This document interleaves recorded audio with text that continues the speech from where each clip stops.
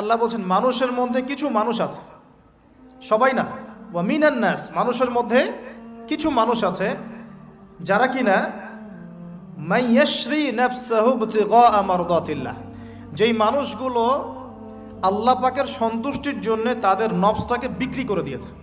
সুবহানাল্লাহ, চারটাখানি কথা না, কিন্তু মানুষের মধ্যে আল্লাহ কিন্তু সূরা বাকারায় বলেছেন শুরুর দিকে, মানুষের মধ্যে কিছু মানুষ আছে যারা মুমিন, কিছু মানুষ আছে যারা কাফের, কিছু মানুষ আছে যারা মুনাফিক, শুরুর দিকে পাবেন।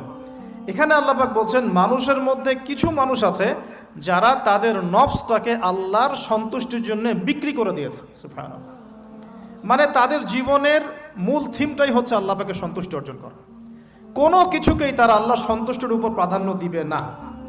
যদি কোটি টাকার অফার আসে হারাম, সে সেটা রিজেক্ট করবে, আল্লাহ নারাজ হবে। একটা সুন্দরী মেয়ে যদি জেনার অফার করে, সে রিজেক্ট করবে, কারণ সে আল্লাহকে ভয় করে।